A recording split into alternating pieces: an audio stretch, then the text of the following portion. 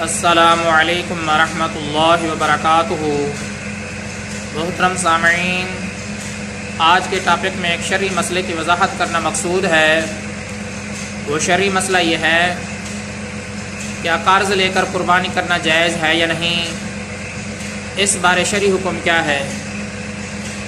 محترم سامعین، یہ بات جان لینی چاہیے کہ جو آدمی صاحب نصاب بھی ہو، اس کے اوپر قربانی واجب ہو، فی الحال اگر اس کے پاس نقد رقم موجود نہیں ہے تو اس کو کسی سے قرض لے لینا چاہیے۔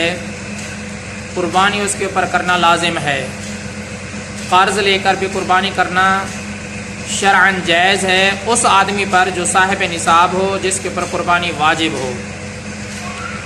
محترم سامعین، مسئلے کا خلاصہ یہی ہے، جو آدمی مالدار ہے، صاحب نصاب ہے، قربانی کی حیثیت رکھتا ہے، قدرت رکھتا ہے، فی الحال نقد رقم موجود نہیں ہے، تو اس کو کسی قسم کا بہانہ نہیں بنانا چاہیے۔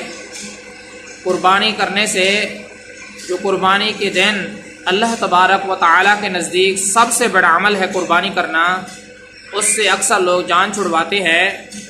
اگر آپ صاحب نصاب ہو، مالدار ہو، آپ کے پاس جائیداد کافی ساری موجود ہے، قربانی آپ کے اوپر واجب ہے، فی الحال اگر آپ کے پاس رقم موجود نہیں ہے تو آپ قرض لے لیں، آپ کے اوپر قربانی کرنا لازم ہے۔ اللہ تبارک و تعالیٰ سے دعا ہے کہ اللہ تعالیٰ مجھے بھی اور تمام مسلمانوں کو صحیح معنی میں ہدایت عطا فرمائے۔ میں آپ سب کی دعاؤں کا طلبگار ہوں۔